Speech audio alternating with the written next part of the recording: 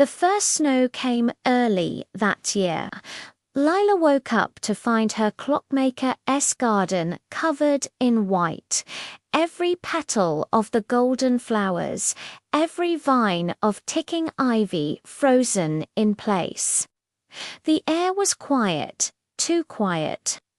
Even the steady rhythm of her clocks had stopped. Not one tick, not one tock. She touched a nearby flower and gasped. It was as cold as glass. The second she brushed her fingers against it, a soft chime rang out, like a memory trapped in ice.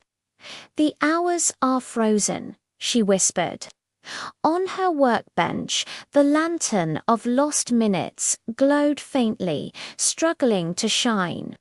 Ever since she and Orion had saved time, the garden had been full of life, until now.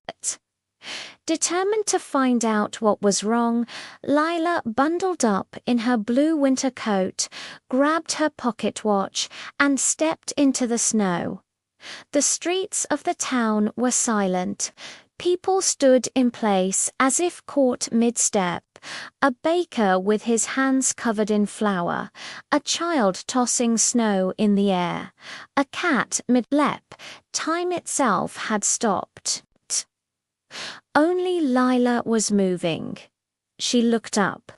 The sky shimmered with frozen stars, unmoving, and from the north came a soft hum, like wind whispering through crystal.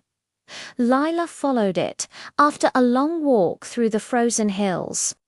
She reached the lake of still seconds, the same place where she had once met Orion.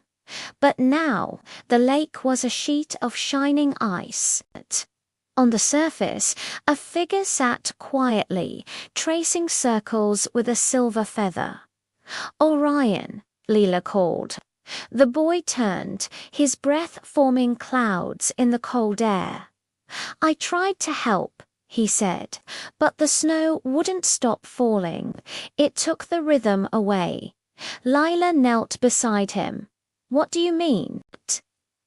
He pointed toward the center of the frozen lake, where a great clock made of frost stood, its hands frozen at midnight.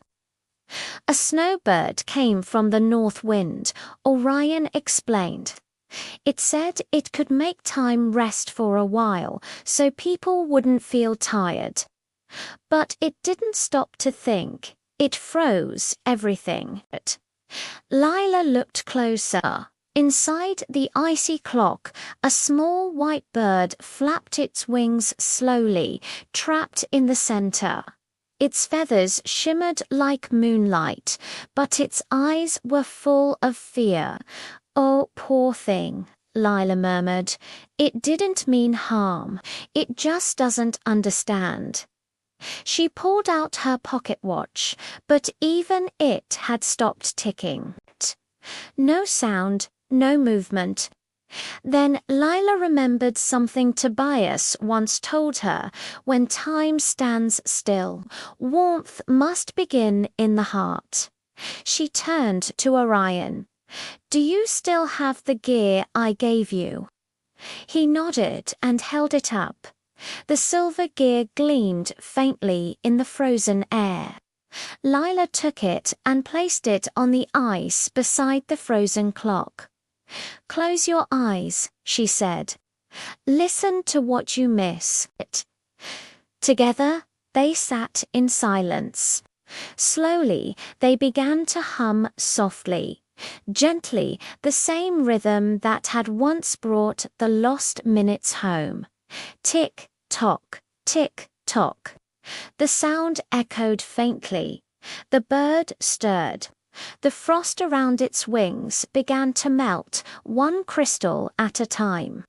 A soft warmth spread from the gear, glowing like sunlight under the ice. Then came a faint chirp. The snowbird fluttered free, shaking off shards of frost. It circled above them, scattering tiny sparks of golden light into the sky. Each spark landed on the town below, touching frozen people, frozen clocks, frozen moments, and everything began to move again. The baker laughed as flour puffed into the air. The child's snowball finally fell. The cat landed gracefully. Time had started again. Lila smiled, tears glistening in her eyes. "Welcome back," she whispered. The snowbird perched on her shoulder and sang a single note, clear and pure. Then it spoke in a voice like wind chimes. "Thank you, keeper of time. I only wished to rest the world, not stop it." Lila smiled kindly. "Then next time, rest gently. Even stillness needs rhythm." The snowbird nodded and spread its wings, rising into the cold morning sky until it vanished into the light. Orion turned to her. "Will it happen again?" "Maybe," she said. "But now the world knows how to start its heart again." They walked back to the garden where the snow began to melt. The golden flowers slowly opened, their petals glistening with dew instead of frost. The clocks on the walls began ticking softly, one after another, filling the air with peaceful sound. Lila lit the lantern of lost minutes again, and it burned brighter than ever before, warm, steady, alive. That night, she wrote a small note and placed it under the lantern. "To whoever finds this garden when time forgets to move. Remember, love is the rhythm that wakes the hours." And so the garden slept peacefully through the rest of winter, its heartbeat strong beneath the snow. When spring returned, golden petals once again danced in the breeze, and the town's clocks sang in harmony.